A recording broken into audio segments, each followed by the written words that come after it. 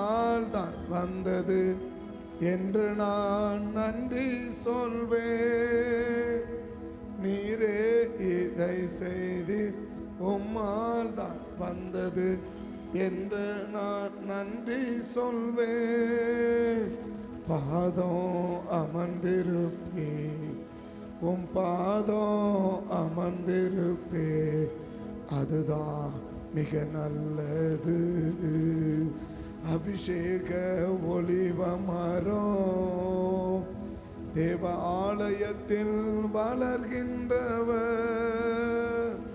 நான் அபிஷேக ஒளிவ மரம் தேவ ஆலயத்தில் வளர்கின்றவர்.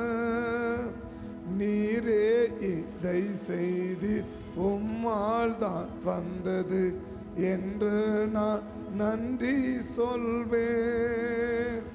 நீரே இதை செய்து உம்மால் தான் வந்தது என்று நான் நன்றி சொல்வேன். பாதம் அமர்ந்திருப்பே, உம் பாதம் அமர்ந்திருப்பே, அதுதான் மிக நல்லது. தேவனுடைய பாதத்திலே அமர்ந்திருக்கிறது ரொம்ப நல்லது.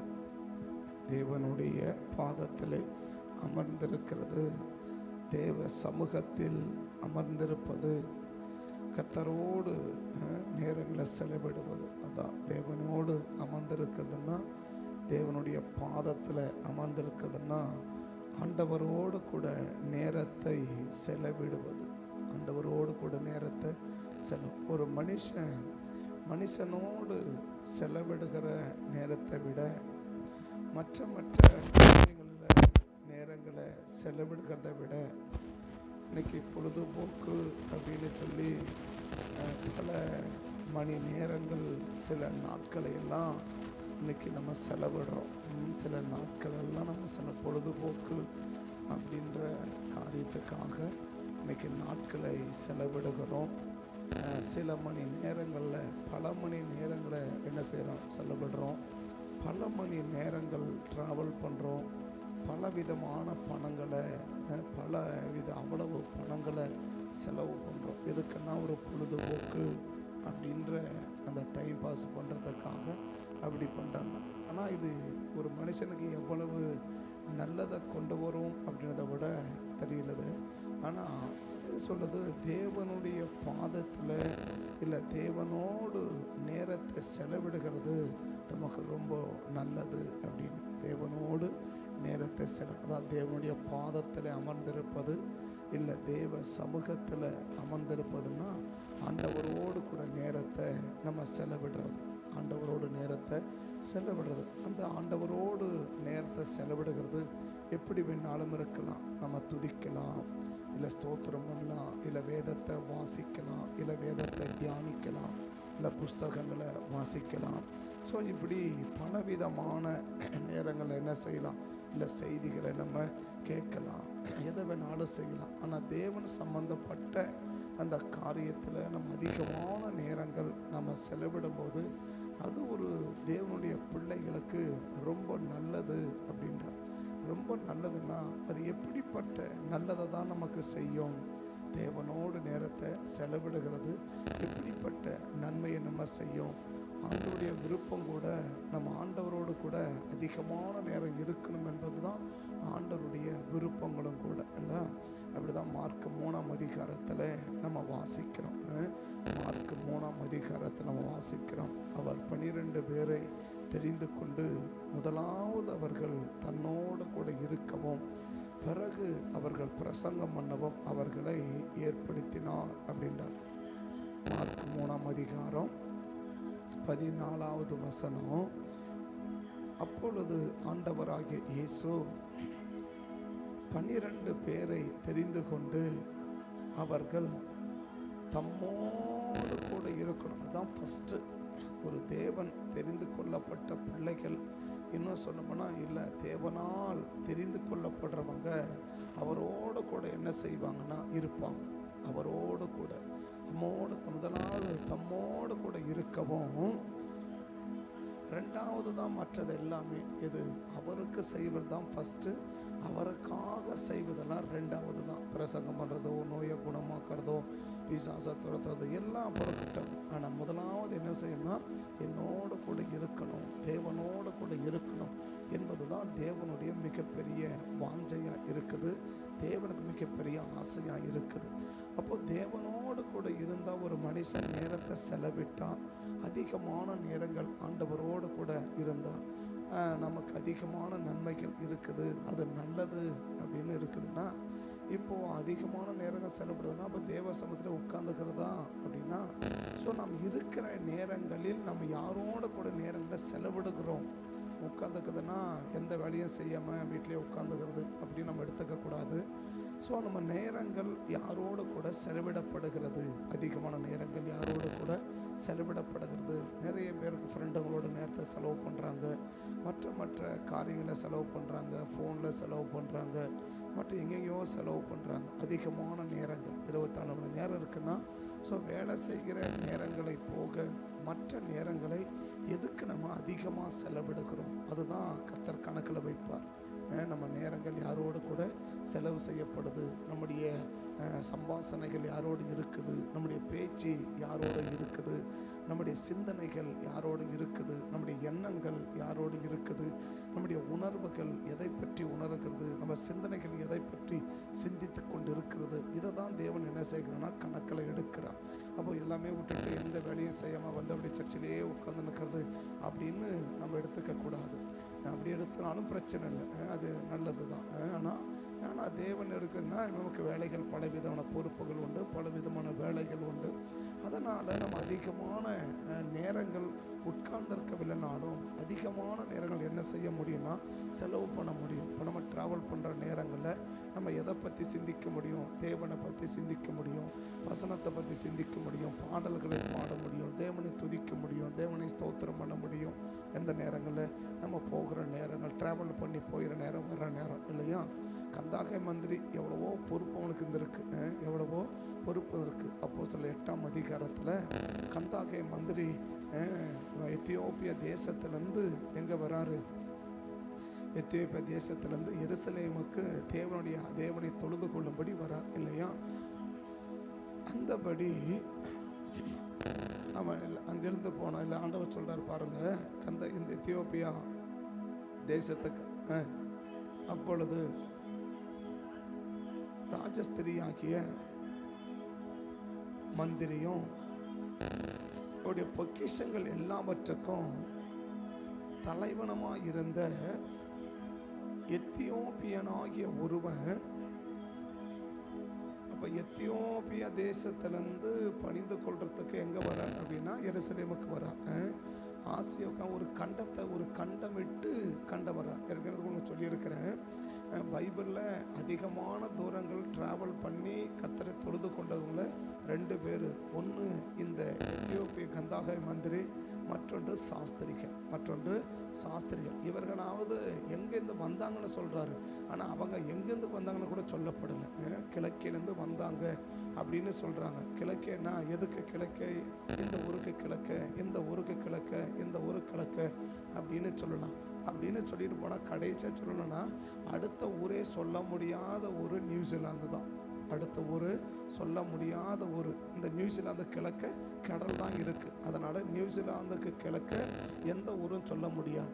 அப்போ சொல்கிறாங்க, அதிகமான ட்ராவல் பண்ணுறது நியூசிலாந்து தேசத்திலிருந்து அவங்க என்ன செஞ்சுருக்கிறாங்க, பெத்லகேமுக்கு என்ன செய்கிறாங்க, தேவனை பணிந்து கொள்வதற்காக வராங்க. தான் 2 வருஷம் அவங்க என்ன செய்ய முடியுது, கிட்டத்தட்ட 2 வருஷம், அப்ராக்சிமேட்டாக 2 வருஷம் அவங்க என்ன செய்கிறாங்க, ஒரே ஒரு ஆராதனைக்கு 2 வருஷத்தை அவங்க ட்ராவல் பண்ணி வராங்க. அவ்வளோ தூரம் ட்ராவல் பண்ணுறாங்க. அப்போ இந்த அவங்களாவது பரவாயில்ல, அவங்க ஆண்டவரை அறிஞ்சவர்கள், ஆண்டவரை பற்றி தெரிஞ்சவர்கள், ஆண்டவருக்காக ஆராதிக்கிறவர்கள். ஆனால் இந்த கந்தாகிய மந்திரி அப்படிப்பட்ட ஆள் கிடையாது. அப்படிப்பட்ட ஆள் இல்லாத போது ஏகப்பட்ட பொறுப்பு அவருக்கு இருக்குது. ஏன்னா நிதி அமைச்சராக இருக்கிற ஒரு பொருளாதாரத்துக்கு நிபுணராக இருக்கிறவர், அவ்வளோ பெரிய பொறுப்போட உள்ளவர். இப்போ அங்கேருந்து ட்ராவல் பண்ணி வந்துட்டு திரும்ப ட்ராவல் பண்ணி போகும்போதும் வந்தார், எருசலேமுக்கு வந்தார், தேவனை ஆராதிச்சார். இப்போ புறப்பட்டு என்ன செய்கிறார், வீட்டுக்கு போகிறார். இப்போ வீட்டுக்கு போகும்போது எப்படி போகலாம் அப்படின்னா, வந்தாச்சு, ஆராதனை முடிச்சாச்சு, அடுத்து என்ன செய்யலாம், சரி என்னப்பா அங்கே நடக்குது அப்படின்னு சொல்லிட்டு அங்கே இருக்கிற தகவல்களை என்ன செய்யலாம், சேகரிக்கலாம், அவர்களை கண்ட்ரோல் பண்ணலாம், அவர்களை லீட் பண்ணலாம், அவர்களுக்கு நீங்கள் இதை பண்ணுங்கள், நீங்கள் இதை பண்ணுங்கள் அப்படி சொல்லிங்க என்ன சொல்லிட்டலாம். இங்கே தான் அந்த நிதித்துறை வகிக்கிற பொறுப்பில் உள்ளவர்களுக்கு என்ன செய்யலாம், பணிகளை சொல்லலாம். ஆனால் திரும்பி போகும்போது என்ன செஞ்சுன்னு போகிறார் அப்படின்னா, ஏசாயா தீர்க்கதரிசியின் ஆகமத்தை வாசித்து கொண்டு போகிறார். அப்படி தான் பைபிள் சொல்லுது. ஊருக்கு திரும்பி போகும்போது நான் தன் ரதத்திலே உட்கார்ந்து ஏசாயா தீர்க்கதரிசியின் ஆகமத்தை, இதில் என்ன ஒரு வேடிக்கை அப்படின்னா, ஆண்டவரை அறியாத ஒருத்தன் ஆராதனையை முடிச்சுட்டு வீட்டுக்கு போகும்போது ரதத்தில் உட்கார்ந்துன்னு ஏசாயா தீர்க்க ஆகமத்தை வாசின போகிறான். ஆனால் நம்ம ஆளுங்க சர்ச்சுக்குள்ள உட்காந்தே போன் பேசுகிறாங்க. அது சும்மா இருக்கிற நேரத்தில் பேசுனா பரவாயில்ல, ஜெபம் நடந்துக்கும் போது பேசுகிறாங்க, ஆராதனை நடந்துக்கும் போது பேசுகிறாங்க, பிரசங்கம் பண்ணி இருக்கும் போதும் பேசுகிறாங்க. ரொம்ப ஆச்சரியமாக இருக்குது. பரவாயில்லையே, இது கூட என்ன இருக்குது, ரொம்ப நல்லா இருக்குது. இவங்களை கணக்கெடுத்து பார்த்தா, கூட்டி கழிச்சு பார்த்தா 2ல் 2 போனதான், அவ்வளோதான். 2ல் 2 போயிட்டா எவ்வளவோ அவ்வளோதான் இல்லையா. ஆனால் அவர் ஒரு தேசத்துக்கு ஒரு பெரிய நிபுணத்துவத்தில் இருக்கிற ஒரு தலைவர், ஒரு நிபுணத்துவத்தில் இருக்கிற பொருளாதாரத்தில் ஒரு பெரிய நிபுணத்தில் இருக்கிற ஒரு ஆள் திரும்பி போகும்போது எவ்வளோ எத்தனை மணி நேரம் ட்ராவல் பண்ணி வந்திருப்பார், எத்தனை நாட்கள் ஆகியிருக்கும், திரும்பி போகும்போது எவ்வளோ நாள் ஆகியிருக்கும், அங்கே என்ன ஆச்சு ஏதாச்சு அப்படின்னு சொல்லிட்டு என்ன இருக்கணும். ஏன்னா அங்கே யோசிக்கும் போது அவங்களாம் ரட்சிக்கப்பட்ட தேசம் அல்ல, ஒரு ரட்சிக்கப்படாத தேசம்.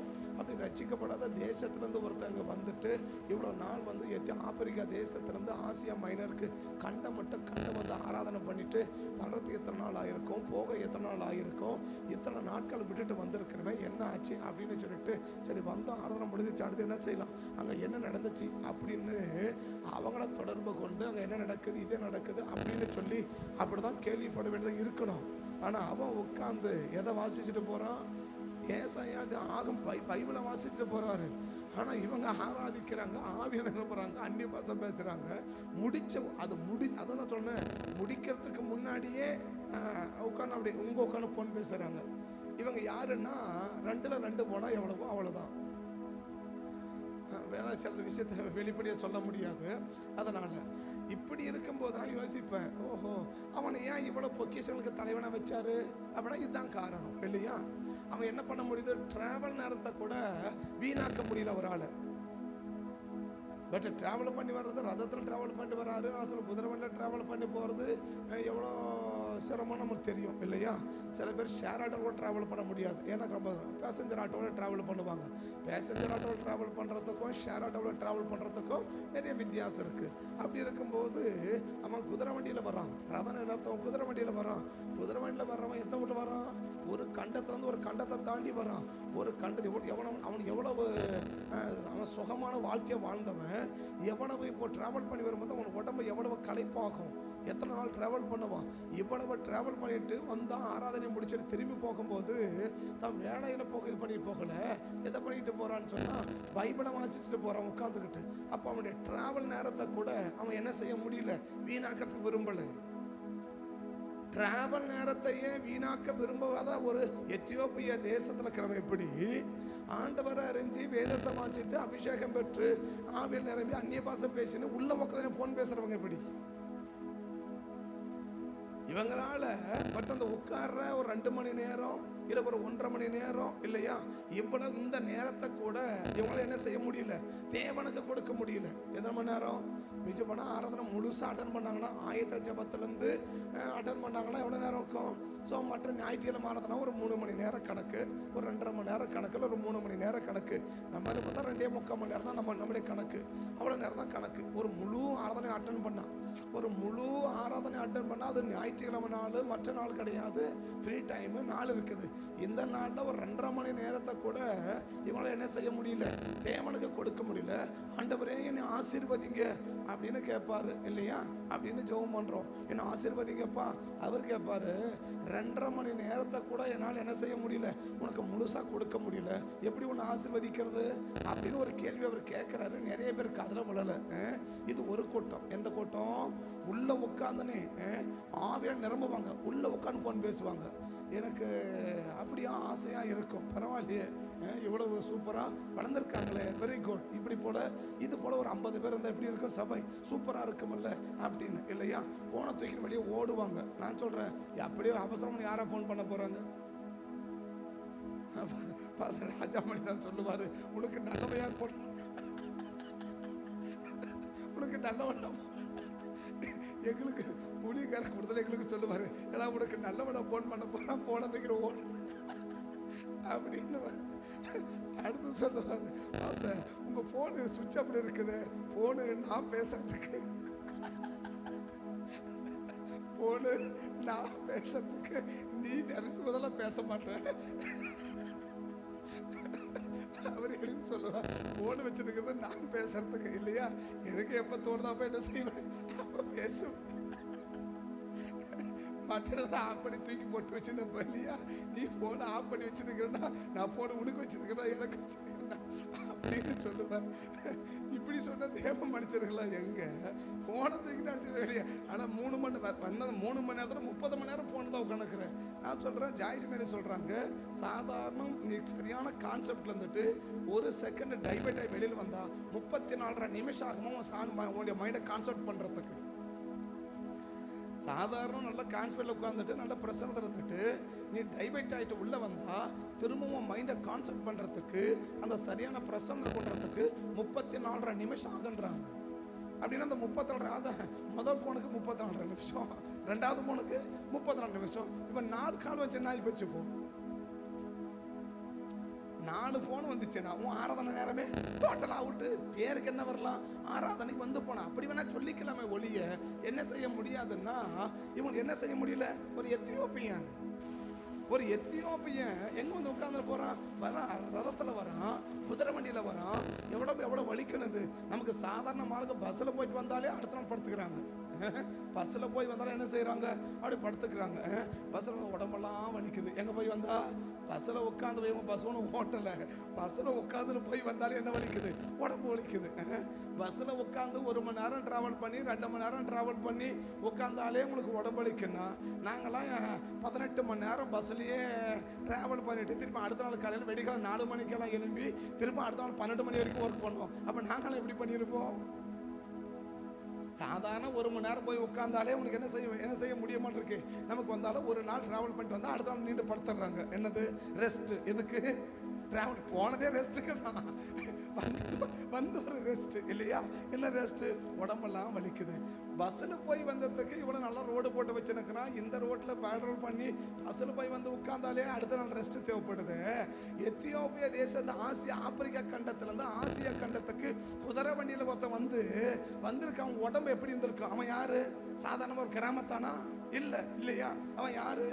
ஏசியன் மேலே உட்கார்ந்துருக்க வேண்டியவன், அவ்வளவு ஏர் கண்டிஷனில் உட்காந்து கிடக்க வேண்டியவன், ஃபேனுக்களை உட்காந்து ஒர்க் பண்ணவன், அவ்வளவு சொகசான வாழ்க்கையை வாழ்ந்தவன்.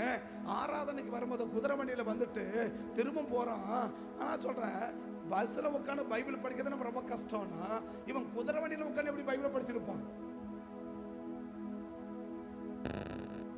அவன் நேரங்கள் அவன் நான் சொல்கிறேன், அவன் படிச்சிருந்தாலும் அவனுடைய சிந்தை என்ன சிந்தை? இந்த டிராவல் நேரத்தை கூட நான் என்ன செய்ய விரும்பலை, நான் வீணாக்க விரும்பலை. எத்தனையோ 1008 பொறுப்பு கிடக்கு உனக்கு, எவ்வளவோ ப்ராப்ளங்கள் இருக்குது, எவ்வளவோ காரியங்கள் இருக்குது. இவ்வளவு காரியங்களுக்கு மத்தியில் என்னுடைய சிந்தையை நான் எது பக்கம் டைவர்ட் பண்ண விரும்பல. என்னுடைய டிராவல் டைமில் கூட என் சிந்தை என்ன செய்யக்கூடாது, மாறக்கூடாது. என் சிந்தை தேவனோட கூட இருக்கணும். அவன் ஆராதிச்சும் போது ஆஸ்வதிக்கப்படலை, அவன் ஆராதிக்க வந்தான் பாரு, ஆராதிச்சும் போது அவன் என்ன செய்யப்படலை, அவன் ரட்சிக்கப்படலை. அவன் எப்போ ரட்சிக்கப்பட்டான்? இந்த பைபிளை வாசித்து போடாம பாரு. இப்போ ஆவியானவர் எதை கணக்கில் எடுத்தாரு? ஒருத்தன் ஆராதனைக்கு வரான்பா, அவனுக்கு போய் சொல்லுப்பா, அப்படியே சொன்னாரு? இல்லை. சரிப்பா ஒருத்தன் வந்து ஆராதிச்சுட்டான்பா, அவனை என்ன பண்ணு, அவனை ஆஸ்வச்சு அனுப்புப்பா அப்படியே சொன்னாரு? இல்ல. எப்ப சொன்னாரு? அப்ப ஆண்டவர் எதை கணக்கில் எடுத்தாரு? இவன் திரும்பி போகும்போது ஆராதனை முடிச்சாச்சு போ இல்லையா? சில தங்கங்கள் இருப்பாங்க, முடிச்சுச்சோ முடியலையோ இல்லையா, என் ஆத்துமாவே அப்படின்னு போது போனதான் கையில தூக்கி வச்சிருப்பாங்க. என் ஆத்துமாவே அப்படின்னாலே அடுத்த நிமிஷம் இருக்கும் ஒரு அவசரமான காலம், ஒரு முக்கியமான காலம் அப்படின்னா ரைட், பேச தப்பு இல்லை இல்லையா? ஆனா முடிக்கும் போதே இல்லையா, முடிச்ச உடனே அப்படி பேசு இல்லையா? அதோட சில தங்கங்கள் எனது அப்படி முடிச்ச உடனே அப்படியே ஒரு ரவுண்டு, அப்படியே ஒரு ரவுண்டு போட்டு அங்கே ஒரு மாநாடு. எங்க மாநாடு இது? வட்டமேஜ மாநாடு. எங்க ஜெபம் தான் முடியும், முடிஞ்ச உடனே ஒரு வட்டமேஜ மாநாடு இல்லையா? முடிஞ்ச உடனே என்ன பிரச்சனை இருக்கணும்? ஒரு தேவ பிரசன்னத்தில் இருக்கிறவன் இதை வீணா போட்டு, இதான் பிசாசுடைய ஆழமான தந்திரம். என்னது? உள்ள ஒரு அக்கனி ஆண்டவர் போட்டு வச்சிருப்பாரு பிரசன்னத்துல. பிசாசு பார்ப்பான், வீணா பேசி அது மாதிரி தண்ணி ஊற்றி அணைச்சி நனைஞ்ச பாவி வெளியே போ அப்படின்னு அனுப்பி விட்டுருவான். பேச பேச பேச பிரசன்ன ஆகிட்டே இருக்கும், வெளியில போயிட்டே இருக்கும். அவன் பார்ப்பான் மொத்த பிரசன்னத்தை பேசி காலி பண்ணிட்டு அதுக்கப்புறம் சும்மா வீட்டுக்கு அனுப்புவான். அப்படி சர்ச்சுக்கு வந்ததே வேஸ்டா போச்சு. அவன் வந்து உட்கார்ந்துருக்கான், இவ்வளவு வந்திருக்கான். அப்ப ஆண்டவர் எதை கணக்கில் எடுத்தாரு? அவன் ஆராதனைக்கு வரும்போது ஆண்டவர் கணக்கில் எடுக்கல. அவன் உட்கார்ந்து ஆராதிச்சா பாரு, அவன் எவனை ஆராதிச்சான்னு தெரியாது. அவன் ஆராதிச்ச நேரத்தை தேவன் கணக்கில் எடுக்கல. ஆனா எதை தேவன் கணக்கில் பார்க்கிறாரு? எது தேவனுடைய கண்ணில் பட்டுச்சு? அவன் ஆராதனைக்கு வந்தது கண்ணில் படல, அவன் உட்கார்ந்து ஆராய்ச்சி கண்ணில் படல. இப்ப ஆண்டவர் எது கண்ணில் பட்டுச்சு? அவன் திரும்பி போகும்போது என்ன செய்யறான்னு தான் கண்ணில் பட்டுச்சு. இப்ப நம்ம எதை கணக்கில் எடுப்போம்? இவ்வளவு பேர் வந்தாங்க அப்படிதான் கணக்கில் எடுக்கிறோம் இல்லையா? ஆண்டவர் வந்தவனை கணக்கெடுக்கல, இங்க உட்கார்ந்து பாட்டு பாடி ஜோமன அவனை கணக்கெடுக்கல. எதை கணக்கு எடுத்தாரு? திரும்பி போகும்போது என்ன மனநிலையோட அதை தான் கணக்கில் எடுத்தாரு. இப்ப அவன் ஆவியான எப்ப பிலிப்பு கிட்ட சொல்லி இருக்கணும்? இப்ப வரும்போது பிலிப்புக்கு தெரியாதா? ஆண்டவர் தெரியாதா? இப்ப எத்தியோப்பியா ஒரு கந்தகம் வந்து வரான்பா, அவனுக்கு என்ன பண்ணு, ஒரு வசந்த சொல்லி அனுப்புப்பா, அப்ப சொல்லி சர்ச்சுக்கு அனுப்புப்பா அப்படி சொல்லி இருக்க முடியாதா? முடியும். வந்து உட்கார்ந்து ஆராதிச்சான். எவ்வளவு நேரம் ஆராதிச்சான்னு தெரியாது, எவ்வளவு நாட்கள் ஆராய்ச்சான்னு தெரியாது. வந்து உட்கார்ந்து தேவஸ் ஆராதிக்கிறாரு, ஆராதனை அட்டன் பண்றாரு, முழுசு அட்டன் பண்ணிட்டாரு. இப்ப என்ன சொல்லி இருக்கணும்? இப்பா நல்ல வந்து ஆராதிச்சப்பா, அவனை ஆஸ்வச்சு அனுப்புப்பா அப்படின்னு சொல்லி இருக்கணும் இல்லையா? எப்ப ஞானசானம் கொடுக்க சொன்னாரு? ஆராதனைக்கு வரான், ஞானசானம் கொடுத்து அவனை அனுப்பு, அப்புறம் ஆராதனைக்கு போட்டோம் அப்படியே சொன்னாரு? இல்ல. ஆராதனை முடிஞ்சிச்சு, சரிப்பா அவனுக்கு ஞானசானம் கொடுப்பா அப்படியா சொன்னாரு? இல்ல. எதை வச்சா ஞானசானம் கொடுக்க சொன்னாரு? அவன் திரும்பி போகும்போது என்ன மைண்ட் செட்ல போறான்? அவன் ரிட்டர்ன் ஃபைல் பண்ணும்போது, ரிட்டர்ன் போகும்போது அவன் என்ன சிந்தையில போறானோ அதை தான் கர்த்தர் கணக்கில் எடுத்தாரு. பாடும்போது கணக்கில் எடுக்கல, ஆராதிக்கும் போது கணக்கில் எடுக்கல, ஜோம் பண்ணும்போது கணக்கில் எடுக்கல, பிரசங்கம் பண்ணும்போது கணக்கில் எடுக்கல, பிரசங்கத்தை கேட்கும் போது கணக்கில் எடுக்கல, வந்த போது கணக்கில் எடுக்கல, டிராவல் பண்ணும்போது கணக்கு எடுக்கல, காணிக்க போடும்போது கணக்கு எடுக்கல. எதை கணக்கில் வச்சான்னா அவன் திரும்பி போகும்போது என்ன சிந்தையோடு போறான்? வந்தோம், ஜோமணி முடிஞ்சிச்சு, ஓகே ஆராதனை முடிஞ்சிருச்சு, அடுத்து என்ன வேலை செய்யலாம் அந்த வேலையோட சிந்தையோட போறானா? ஆராதனையை முடிச்சவன் அடுத்தது தேவ சிந்தையோட போறானா? அவன் சிந்தை எதை சிந்தை கணக்கில் எடுத்தாரு? வந்தா ஜெபம் பண்ணா ஆராதனை பண்ணா முடிஞ்சிச்சு, இப்ப எங்க போறான்? வீட்டுக்கு. பைபிள் என்ன சொல்லுது? அவன் வீட்டுக்கு போய் கொண்டிருக்கிறான், அப்படித்தானே? அவன் ஊருக்கு திரும்பி போய் கொண்டிருக்கும் போது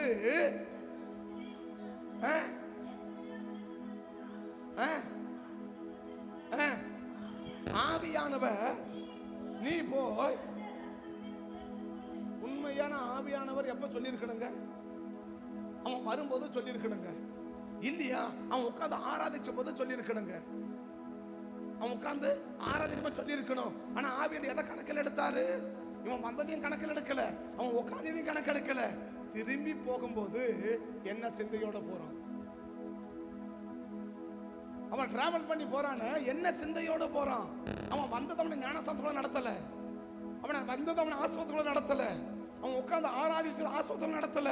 அவன் திரும்பி போகும்போது என்ன சிந்தையோடு போனானோ அதுதான் இதுவரைக்கும் இல்லாத ஒரு கையில அவனுக்கு என்ன செய்ய வச்சுச்சு? அவனை கொண்டு வந்துச்சு.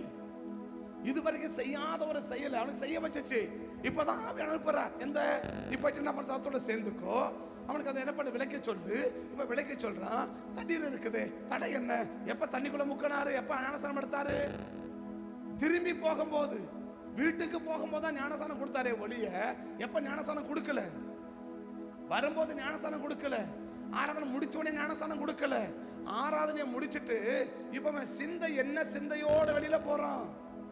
அப்ப நம்ம வர்றதையும் ஆண்டவர் கணக்கில் எடுக்கல, உட்காந்துக்கிறதையும் ஆண்டவர் கணக்கில் எடுக்கல. திரும்பி போகும்போது என்ன மைண்ட் செட், அதை தான் தேவன் கணக்கில் வைக்கிறார்னா, இன்னைக்கு எத்தனை பேரை தேவன் மதியான மைண்ட்ல போறான்னு அர்த்தம். அப்ப நம்ம நல்லா விளங்கிக்கணும் இல்லையா? அப்ப தேவனை ஆசீர்வதிக்கணும். 10 பேரை வந்தாங்க இல்லையா, திரும்பி போகும்போது எத்தனை பேர் சுகமாயிட்டான்? 10 பேரை சுகமாயி போயிட்டான் இல்லையா? கூப்பிட்ட போது சுகமாகல. 10 குஷ்டரோகி வந்தாங்களா? வந்தாங்க. ஐயரே எங்களுக்கு இறங்கி சுகமாக்குங்க அப்படின்னாங்க இல்லையா? சரி இப்ப உங்களை ஆசாரியர் காண்பீங்க பண்ணாங்க இல்லையா? இப்ப அவன் கூப்பிட்ட போது நம்ம சுகமாகல. அப்ப கூப்பிடுறது என்ன? ஒரு ஜெபம் இல்லையா? அப்ப அவன் ஜெபிக்கும் போது அவன் என்ன செய்யல? சுகமாகல. அவன் எப்ப சுகமானா? போகும்போது தான் சுகமானா இல்லையா? வரும்போது அவன் சுகமாகல, கூப்பிடும் போதும் சுகமாகல. அவன் எப்ப சுகமான? 10 குஷ்டரோகி எப்ப சுகமானா? திரும்பி போகையில் இல்லையா? அவர் சொன்னார், உங்களை போய் என்ன பண்ணு, ஆசாரி கிட்ட போங்க அப்படின்னு சொன்னார் இல்லையா? அப்பதான் அத்தனை பேர் என்ன செய்யறான்? அத்தனை பேரும் சுகமாகறான் இல்லையா? அப்ப தேவன் எதை பார்த்தாரு? அவன் போகும்போது என்ன மைண்ட் செட்ல போனான். அப்ப அவனுடைய டிராவல் நேரங்களை கூட நீங்க என்ன செய்ய விரும்பல. அந்த கந்தாகே மந்திரி அவனுடைய டிராவல் நேரத்தை கூட அவன் என்ன செய்ய விரும்பல, வேஸ்ட் ஆக்க விரும்பல, வீணாக்க விரும்பல இல்லையா? உள்ள உட்கார்ந்தாலும் போனு, முடிஞ்ச உடனே போனு, இங்க தூக்கி வச்சா வீட்டுல போய் கூட 1/2 மணி நேரம் அது போன் பேசணும் இல்லையா? அப்போ அவன் பார்த்தா, பிசாசு பார்த்தான், நீ இத்தனை மணி நேரம் ஆர்டர் அட்டன் பண்ண பாரு, தோட்டம் பேசு, தண்ணியை ஊத்தி அணைச்சு உன்னை கொண்டு போய் சேர்த்துட்டான். அவ்வளவுதான், வேலை முடிஞ்சு போச்சு, நீ வந்ததே வேஸ்ட். தப்பா சொல்லல. அவனுடைய நிலைமை என்ன? இப்ப வரான், ஒரு அக்கனியை உள்ள போட்டாச்சு, ஒரு அக்கனியை உள்ள போட்டாச்சு. இந்த அக்கனியை போட்டு இந்த அக்கனியோடு என்ன செய்யணும்? எம்மாவோட சீசர்கள் போனாங்க. ஆண்டவர் பேசினாரா? முடிச்சோட என்ன சொல்றாங்க? அவர் நம்ம பேசும்போது அக்கனி கொழுந்து விட்டு நமக்குள்ள எரியவில்லையா இல்லையா? எப்ப அக்கனி எரிஞ்சிச்சு? அவர் பேசின்னு வரும்போது உணரலாத. ஆண்டவர் பேசின்னு வந்தாரு, அப்ப உணரல. எப்ப உணர்ந்தாங்க? அவர் போய் முடிஞ்சிருச்சு, அவர் போயிட்டாரு. ஆனா அவர் போயிட்ட பிறகுதான், ஓ ஆமா, இப்படி ஒரு அக்கனி நமக்குள்ள எரிஞ்சிச்சல்ல. எப்ப ஃபீல் பண்றான்? முடிச்சிட்ட பிறகு அவன் ஃபீல் பண்றான் இல்லையா? ஒன்னும் புரியல. எப்ப ஃபீல் பண்ணா? அந்த 2 சீசன்ல எப்ப ஃபீல் பண்ணாங்க? அவர் பேசி வரும்போதா? இல்ல, எவ்வளவு நேரம் பேசி வந்தாங்க இல்லையா? கிட்ட 7 மைல் 2 பேரும் பேசி வராங்க. ஆண்டவர் பேசி வராரு, ஆனா கேட்டு வந்தாங்க. ஆண்டவர் முடிச்சுட்டு அவர் கிளம்பும் போதுதான் அவர் போயிட்டாரு. போயிட்ட பிறகுதான் நம்ம இருதயம் என்ன பண்ணுச்சு? கொழுந்து விட்டு எரியவில்லையா? எப்ப அவர் பேசத ஃபீல் பண்ணா? பேசும்போது ஃபீல் பண்ணதை விட முடிச்சிட்டு போகும்போது பாரு. அப்ப தேவன் எதை விரும்ப கணக்கில் எடுக்கிறாரு? ஒரு முடிச்சிட்ட பிறகு சிந்தை என்ன? ஒரு சாதாரண ஒரு ஆராதனைக்கு வந்து கூட ஆராதனை வரும்போது கணக்கில் எடுக்கல, இங்க உட்காந்து கேட்டுங்க போது கணக்கில் எடுக்கல, முடிச்சு போகும்போது உன் சிந்தை என்ன? ஏன்னா வரும்போது கூட என்ன செய்யலாம்? ஸ்தோத்திரம் அப்படி ஸ்தோத்திரத்தோட வரலாம், அது இயல்பு இல்லையா? நம்ம சர்ச்சுக்கு போறோம், ஆண்டவர் பேசணும், கிரியை செய்யணும் அப்படின்னு என்ன செய்யலாம்? ஒரு எதிர்பார்ப்போடு வரலாம். முடிச்ச பிறகு இதை ஃபீல் பண்ண முடியுதா உன்னால? இது முடிஞ்ச பிறகு எம்மா ஒரு சீசர் பாருங்க, முடிஞ்ச பிறகு குழுதையும் கொழுந்து விட்டு எரியலையா? இப்ப எதை பேசுறான்? அதை பத்தி அவன் ஃபீல் பண்றான். எதை? அவர் பேசின்னு வந்ததை சிந்திச்சுன்னு போறான். எதை? இந்த 7 மைலா பேசின்னு வந்தாருல, நம்ம கூட இந்த 7 மைல் நேரம் பேசினார்ல, 7 மைல் நடந்து வரும்போது பேசின்னு வந்தார்ல, அதை அவன் திக் பண்ணும்போது இப்பதான் புரியுது, அம்மா இருதயம் கொழுந்து விட்டு எரிஞ்சிச்சு. 10 குஷ்டரோகிகளும் கூப்பிட்ட போது சுகமாகல, அவன் போகும்போது சுகமாயி போயிட்டான். கந்தாகே மந்திரி வந்தபோது அற்புதம் பெறல, வந்தபோது ஞானஸ்தானம் கொடுக்கப்படல, உட்காந்துக்கும் போது ஞானஸ்தானம் கொடுக்கப்படல, அதை பத்தி பேசல, முடிச்ச உடனே கொடுக்கப்படல. திரும்பி போகும்போது என்ன சிந்தை? அத ஒருபடி மேல போய் சொல்லணும்னா, வீணாக்குற நேரத்தை தேவனுக்கு கொடுக்க முடியுமா? எந்த நேரம்? வரும்போது தேவ சிந்தையா வரலாம், வரும்போது ஸ்தோத்திரத்தோட வரலாம். ஆனா திரும்பி போகும்போது நம்ம சிந்தை என்ன சிந்தை? வீணான சிந்தை. அந்த நேரம், இந்த வீணான சிந்தையான நேரத்தை தேவனுக்கு உன்னால கொடுக்க முடியுமா? அந்த கொடுக்கிற நேரம் தான் கர்த்தருடைய வாழ்க்கை என்ன கொண்டு வரும்னா, ஒரு மிகப்பெரிய ஆசீர்வாதத்தை கொண்டு வரும். இதுவரைக்கும் கிடைக்காதது கிடைக்கும். எப்போ? எப்போ? நீரே இதை செய்தீர், உம்மால் தான் வந்தது என்று நான் நன்றி சொல்வேன். நீரே இதை செய்து உம்மால் தான் வந்தது என்று நான் நன்றி சொல்வேன். பாதம் அமர்ந்திருப்பே, உம் பாதம் அமர்ந்திருப்பே, அதுதான் மிக நல்லது. எங்க பாதம் அமர்ந்திருக்கும் போது உன் சிந்தை பாதத்தில் அமர்ந்திருக்குதான்னு பாரு. எப்போ வீணான நேரத்தை அந்த தேவ சிந்தையில தேவ காரியத்துல உன் சிந்தை அமர்ந்திருக்குதா? வீணாக்குற நேரத்துல இப்ப திரும்பி வரும்போது ஸ்தோத்திரம் பண்ணி வரலாம், தேவ சிந்தையா வரலாம், அது இயல்பு.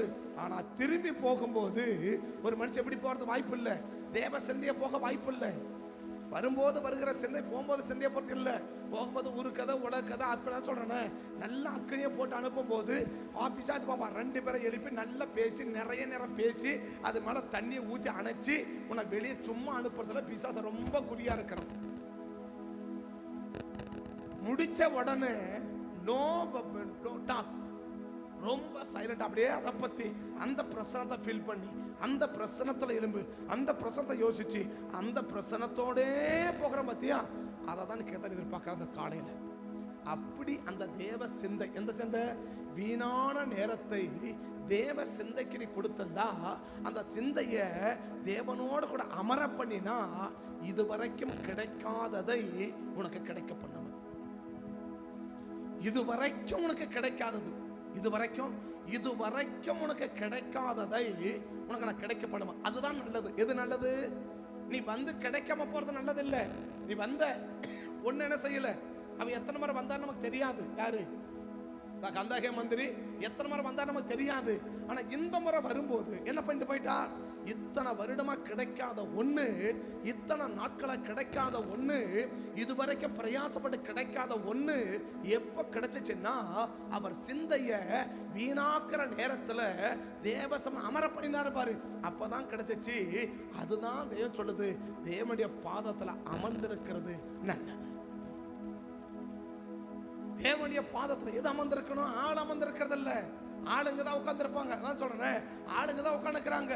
ஆனா போன் உட்காந்து பேசி நிற்கிறாங்க. இவங்க கண்ணு புறம் எதுல தான் இருக்குது? போன் மேல தான் இருக்குது. அப்ப இவங்க கண்ணு போன் மேல தான், சிந்த புறம் எது மேல தான் இருக்குது? போன் மேல தான் இருக்குது. இவங்க பேசுறது எதான் பேசி நிற்கிறாங்க? போன்ல தான் பேசி நிற்கிறாங்க. அப்ப ஆள் தான் உட்கார்ந்து இருக்கிறாங்க. அவரு உட்கார்ந்து, ஆளு உட்கார்ந்த பிரச்சனை இல்ல, சிந்தைங்க உட்காரட்டும். ஆளு உட்கார்ந்து யூஸ் இல்ல, வெறும் ஆளு உட்கார்ந்து வச்சு என்ன பண்ண? வெறும் இந்த மனு சேர்த்து வச்சு உட்கார வச்சு என்ன பண்ண? சிந்தை எங்க இருக்கா? எங்க?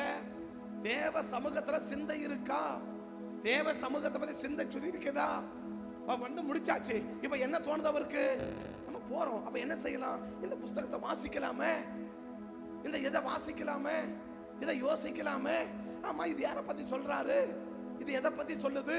இந்த தீர்க்கதரிசி தன்னை பத்தி சொல்றாரா இல்ல வேற யாரை பத்தி சொல்றாரா? எப்ப சிந்தைக்கு வந்துச்சு? வரும்போது இல்ல, உட்கார்ந்து ஆராய்ச்சி போது இல்ல, திரும்பி போகும்போது தான் இந்த சிந்தையே அவருக்கு வருது இல்லையா? அப்ப மெடிடேஷன் எப்பதான் அவருக்கு வருது? ஒரு தியானமே எப்பதான் அவருக்கு வருது? திரும்பி போகும்போது இல்லையா? அப்ப திரும்பி போகணும் என்ன அர்த்தம்? அந்த வீணான சேரத்தை தேவனுக்கு செலவிடுறாங்க பாரு, அந்த நேரத்துல தான் இதுவரைக்கும் கிடைக்காத ஒண்ணு தேவனுக்கு என்ன செய்ய வைக்கிறா? கிடைக்க பண்ண வைக்கிறா. அப்ப இதுவரைக்கும் கிடைக்காதவன் ஏன் நம்ம கிடைக்காமலே இருக்குது? அந்த வீணான நேரத்தை தேவனோட செலவிட முடியுமா உன்னால? எல்லாம் ஆட்டோல வராங்க, ஆட்டோல ஏறி உட்கார்றாங்க இல்லையா? எத்தனை பேரு இன்னைக்கு இதை பேசுனாங்கல்ல, இன்னைக்கு இதை பேசுனாங்கல்ல, அதை பேசிட்டு போறாங்க ஆட்டோல உட்கார்ந்து. ஆட்டோல ஏறி உட்கார்றாங்கல்ல, எல்லாம் உட்கார்ந்து போறாங்கல்ல, ஆட்டோல போறாங்க, முடிச்ச உடனே அடிச்சு பிடிச்சு போறாங்கல்ல, ஓகே போங்க நல்லது, உட்காந்து வண்டியில் பேச ஆட்டோல ஏறி உட்காந்துன்னு இன்னைக்கு இந்த வசனம் சொன்னாங்கல்ல, இது என்ன டச் பண்ணுச்சு, இது எனக்கு உணர்த்துச்சு, அப்படியேதானா? பிசாசை பார்த்தா தண்ணியை ஊற்றி அணைச்சி போய் சேர்ந்துருப்போ, அவ்வளோதான். ஏன் ஆஸ்வதிக்கப்படல? ஏன் கிடைக்கல? ஆட்டோவில் போகிற அந்த ரேஞ்சு, பஸ்ஸில் போகிறவங்களுக்கு பஸ்ஸில் உட்காந்து போவாங்கல்ல, அப்போ என்ன பேசின்னு போகலாம்? இந்த வசனம் உனக்கு புரிஞ்சா, இந்த வசனம் ஒன்றும் புரியல, உனக்கு எதனா புரிஞ்சா அப்படி கேட்கலாம். நல்ல அவங்க சொல்லுவாங்க, எனக்கும் புரியல, உனக்கு புரியலையா? அது எடுக்க புரியல. ஏன்னா அதை நான் என்ன பண்ணிட்டேன், கொஞ்சம் தூங்கிட்டேன், எனக்கு என்ன செய்யல புரியல, என்ன செய்ய அப்படின்னு பேசிட்டு போகலாம் இல்லையா? எதையோ ஒன்று எதை பற்றியாலும் பேசலாம், இதை பற்றியாலும் பேசலாம்ல. எங்க முடிச்சு நான் 10 மணி முடியுது பாரு, அதோட முடிஞ்சு போச்சு கதை. நான் தெரியாம இந்த நெஞ்சு மேல கையை வைக்க சொல்லிட்டேங்க. கடைசி நேரத்தில் அது ஒரு சபைக்கு ஒரு இதாக இருக்கட்டும் அப்படின்றதுக்காக நான் அதை தெரியாமல் என்ன செய்ய வச்சுட்டேன்னா, நான் எப்போதான் யோசிக்கிறேன் நம்ம எவ்வளோ பெரிய ஒரு மிஸ்டேக் பண்ணிட்டோமே. ஏன்னா கையை வச்சு எடுக்கும்போது உள்ளக்கிழமை மொத்தத்தை எடுத்து வெளியே போட்டு போயிடுறான். கையை எடுக்கணும்னு சொன்னா உள்ளக்கிறதெல்லாம் என்ன பண்ண சேர்த்தி, உள்ளக்கிறதெல்லாம் சேர்த்து வெளியே தூக்கி போட்டு போயிடுறாங்க. என்ன செய்யறது? போறமே எதை பத்தி பேசுறான்? ஒரு எத்தியா பையன், அவன் அபிஷேகம் பண்ணான்னு தெரியாது, ஒரு சரியான ரட்சிப்பை கூட படுறது வாய்ப்பு இல்லை. அந்த சொல்றது யாரை பத்தி அவனுக்கு என்ன செய்யல, புரியல இல்லையா? இது தன்னை பத்தி சொல்றாரா இயேசுவை பத்தி சொல்றாரான்றத கூட என்ன பத்தி தெரியல. இன்னும் சொல்ல போனா இயேசுன்றதை பத்தி அவனுக்கு தெரியல. இவர் இயேசுவதான்றதை பத்தி அவனுக்கு என்ன செய்ய மாட்டேங்குது, அவனுக்கு தெரியல. அப்ப சிலுவையை பத்தி அவனுக்கு ஒன்னும் தெரியல, சிலுவை காரியங்களை பத்தி ஒன்னும் அவனுக்கு தெரியல. அப்ப இவ்வளோ பெரிய காரியத்தை தெரியாமல எங்க வந்து போறாரு? ஒரு சின்ன ரகசியம் பாருங்க. இப்ப வாசிக்கிறது தெரியல இல்லையா? இது தெரியாத வரைக்கும் அவனுக்கு என்னவே கொடுக்கல.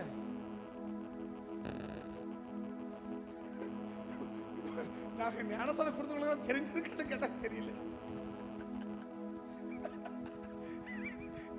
ஞானசானம் கொடுத்தவங்களுக்கு இப்ப ஆண்டவருடைய காரியம் பாருங்க. அங்கிருந்து வந்தாச்சு, ஆராதனைக்கு வந்தாச்சு, ஆராதனை முடிச்சுட்டு கிளம்புறாரு இல்லையா? இப்ப கிளம்புறது எதை வாசிக்கிறாரு? ஏசாயா எதை வாசிக்கிறார்? வாசிவன் என்ன வாசிக்குது? உடனே பிலிப்பு கேட்கிறா, இது உனக்கு புரியுதா? ஒண்ணுமே எனக்கு. அப்ப புரியாத ஒரு ஆளுக்கு என்ன கொடுக்கல? அப்ப இந்த வேதத்தை புரியாத ஒரு ஆளுக்கு என்ன கொடுக்கல? ஞானசானம் கொடுக்கல இல்லையா? அப்ப ஞானசானம் எடுத்துக்கலாம் புரிஞ்சுச்சா? அதான் கூட பெரிய தப்பு. 100% இன்னைக்கு நாங்க பண்ற மேஜர் மிஸ்டேக் இதுதான். மேஜர் ப்ராப்ளம் இதுதான். என்ன ப்ராப்ளம்? கேட்டாங்க கொடுத்துறோம் இல்லையா? இது புரியுதா, இது புரியலையா? ஆண்டவர் பார்க்க பெரிய ஆளு கந்தகம் வந்து நிதி அமைச்சர் வர்றான், ரிசர்வ் பேங்க் கவர்னர் வந்து உட்கார்ந்து போறான். சரிப்பா ரிசர்வ் வந்துட்டாருப்பா, என்ன கொடு, ஞானசானம் கொடுப்பா அப்படியா சொன்னா இல்ல இல்லையா? வரும்போது ஞானசானம் கொடுக்கல, முடிச்சோடனே ஞானசானம் கொடுக்கல, திரும்பி போயிட்டாரு. ஒருவேளை பிலிப்பு சந்திக்கலாம், ஒருவேளை அந்த கந்தாகம் மந்திரி பிலிப்பு சந்திக்கலனா அப்படித்தானே வீட்டுக்கு போய் சேர்ந்திருப்பாரு, அப்படித்தானே போய் வீட்டு சேர்ந்திருப்பாரு. அப்ப வந்தது ஒண்ணுமே இல்ல இல்லையா? கந்தக மந்திரி, நீ நிதி அமைச்சர் இருக்கிறதுனால, நீ பொருளாதாரத்தில் நிபுணர் இருக்கிறதுனால உனக்கு ஞானசானம் கொடுக்க மாட்டேன். உனக்கு ஞானசானம் கொடுக்கணும்னா இந்த பைபிளை பத்தி உனக்கு ஏதாவது தெரிஞ்சிருக்கணும் இல்லையா? வாசிக்கிறது இயேசுன்றதை கூட பத்தி உனக்கு என்ன செய்யல, உனக்கு தெரியலன்னா உனக்கு எப்படி ஞானசானம் கொடுக்கிறது அப்படின்னு ஆண்டவர் கேட்கிறார். யார? கந்தக மந்திரி இல்லையா? ஆனா பிலிப்பு அதை போய் அவனுக்கு கொஞ்சம் என்ன பண்ணு, கொஞ்சம் விளக்கி சொல்லு அப்படின்னு போய் விளக்கி சொன்ன பிறகு, அவனுக்கு விளங்கின பிறகு பிலிப்பு ஞானசானம் எடுன்னு சொல்லல. பிலிப்பு சரிப்பா ஓகே முடிஞ்சிச்சு, இப்ப என்ன பண்ணு, தண்ணி இருக்கு, ஞானசானம் பிலிப்பே சொன்னாரு. இல்ல, யார் கேட்டா? கந்தக மந்திரி கேட்கிறான். ஓ அப்படின்னா தண்ணி இருக்கு, நான் என்ன செய்யறேன், நான் ஞானசானம் எடுத்துக்கிறேன். எது விளங்கின பிறகு? வசனம் விளங்கின பிறகுதான் அவன் என்னவே எடுக்கிறான், ஞானசானமே எடுக்கிறான் இல்லையா? அதனால அவன் ரட்சிப்பை கடைசி நிலைச்சு நின்றுச்சு. இன்னைக்கு ஏதோ வந்தோம், சபைக்கு வந்து 6 மாசம் ஆச்சு, என்ன எடுத்துரு, ஆளுதான் 6 மாசம் ஆச்சே தவிர உள்ள விஷயம் என்ன இருக்குன்னு கேட்டா தெரியல. உள்ள இருக்கிற விஷயம் என்னன்னு கேட்டா தெரியல இல்லையா? உள்ள இருக்க என்ன விஷயம் கேட்டா தெரியல இல்லையா? இது அதை விட கொடுமை என்னன்னா, சொல்றதையும் என்ன செய்யல, புரியல, சொல்றதையும் புரியாதாளுக்கு ஞானசானம் என்ன செய்ய? அப்ப நம்ம நல்ல கவனிக்கணும்ல. அப்ப ஆள் பாக்குறா அப்போ ஒண்ணுமே விளங்காத கூட எங்க வந்து போக முடியும்? அவ்வளவு பெரிய ஆளு, அவ்வளவு படிச்சிருக்கிறாரு இல்லையா? பொருளாதாரத்துல நஷ்டம் வராத அளவுக்கு எக்கனாமிக்கலா அவ்வளவு படிச்சு முடிச்சிருக்கிறார் இல்லையா? அப்ப அவ்வளவு படிச்சு முடிச்சதுனால அவருக்கு சாதாரண விஷயம் கூட என்ன செய்ய முடியல, அவரால் விளங்கிக்க முடியல இல்லையா? அப்ப விளங்காத ஒரு ஆளு கூட எப்படி வந்து போக முடியும்? ஒண்ணுமே விளங்காத ஒரு ஆள் கூட எங்க வந்து போக முடியும்? ஆராதனைக்கு வந்து போக முடியும் இல்லையா? அப்ப ஆராதனைக்கு வந்து போனதை வச்சு ஆண்டவர் ஆஸ்வதிக்கல, எவ்வளவு விளங்கச்ச விளங்கணும்னு தான் தேவன் ஆஸ்வதிக்கிறாரு. அப்ப எப்ப விளங்க வைக்கிறாரு? இங்க உட்கார வச்சவனை விளங்க வைக்கல, போகும்போது அவனை விளங்க வைக்கிறார் இல்லையா? அப்ப விளங்கின பிறகுதான் அவனை தேவன் ஆஸ்வதிக்கிறார். அப்ப அந்த வசனம் எவ்வளவு உனக்கு விளங்குதோ அவ்வளவுதான் உனக்கு ஆசீர்வாதமே. அப்ப வசனம் விளங்கலன்னா என்ன போயிடும்? ஆசீர்வாதம் சும்மா வந்து சும்மா போல, அவ்வளவுதான். சரி, இந்த ஏசாயா தீர்க்கதரிசனம் வாசிச்சதுனால ஆவியானவர் என்ன சொன்னாரு? நீ போய் ரதத்துல சேர்ந்து அவனுக்கு கொஞ்சம் விளக்க சொல்லுனார் இல்லையா? பைபிள் முடி பேக் வச்சு போயிருந்தான்னா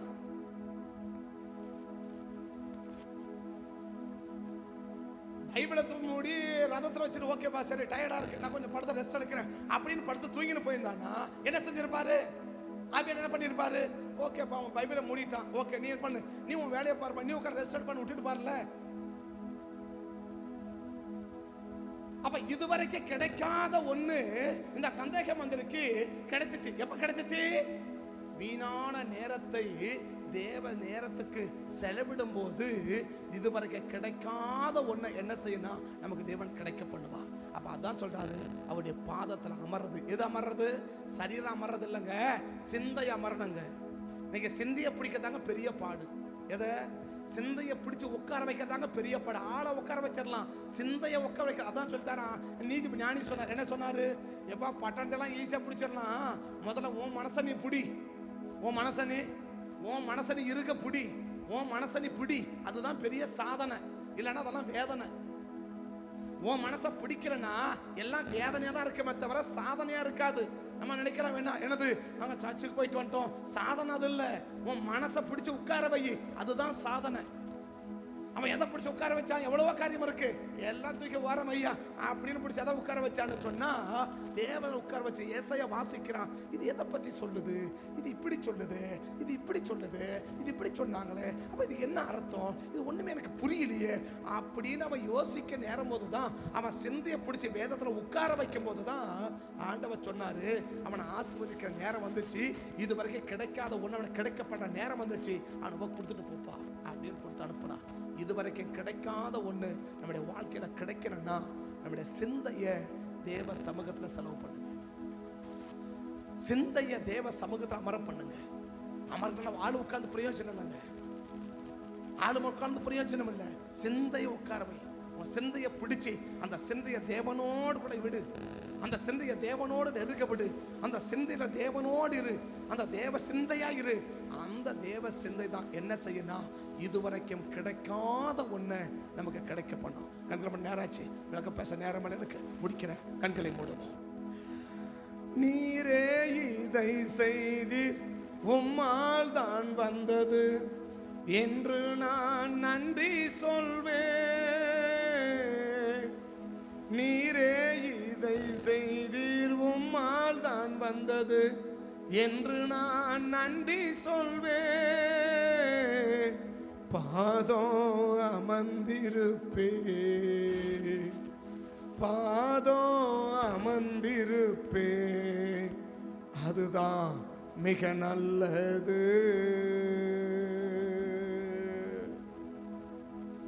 அதுதாங்க ரொம்ப நல்லது.